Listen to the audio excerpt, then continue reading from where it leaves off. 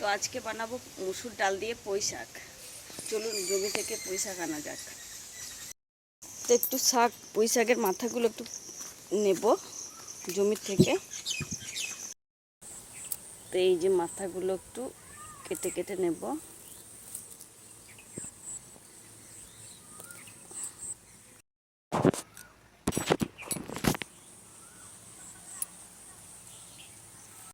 শাক তোলা হয়ে গেল, চলুন এবার বাড়ি যাওয়া যাক।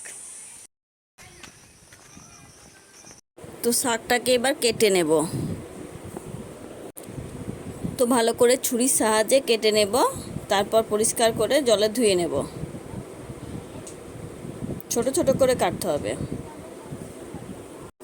তো কাটা হয়ে গেছে, এবার এটা পরিষ্কার করে ধুয়ে নেব।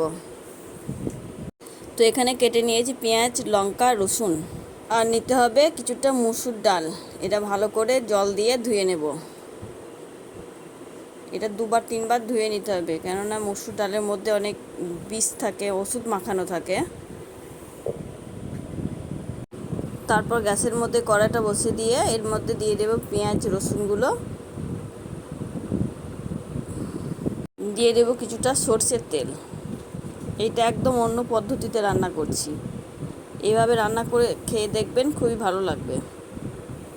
মাখিয়ে নিতে হবে ভালো করে এটা। তারপর দিয়ে দেব এর মধ্যে মসুর ডালটা, ধুয়ে রাখা মসুর ডালটা। এবার এটাকেও ভালোভাবে মাখিয়ে নেব।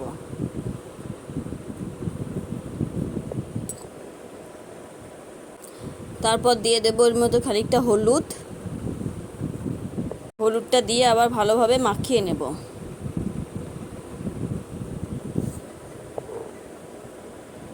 তারপর দিয়ে দেব কেটে রাখা পুঁই শাকটা। এটাকেও ভালোভাবে ভালো মতো করে মাখিয়ে নিতে হবে।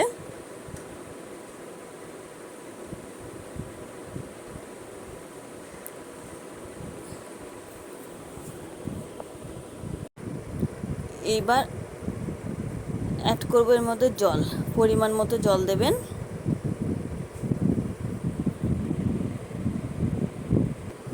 আর দেব স্বাদ মতো লবণ। আর দেব চেরা কাঁচা লঙ্কা।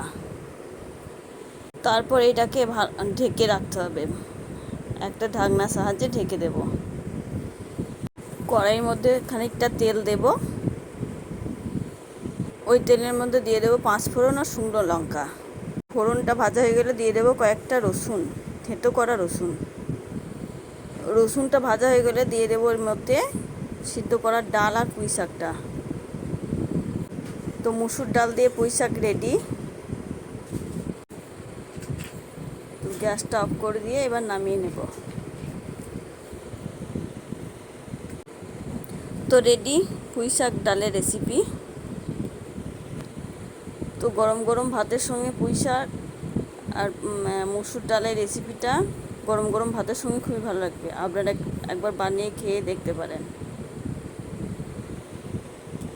রেসিপিটা ভালো লাগলে সাবস্ক্রাইব, কমেন্ট, শেয়ার অবশ্যই করবেন, লাইক অবশ্যই করবেন।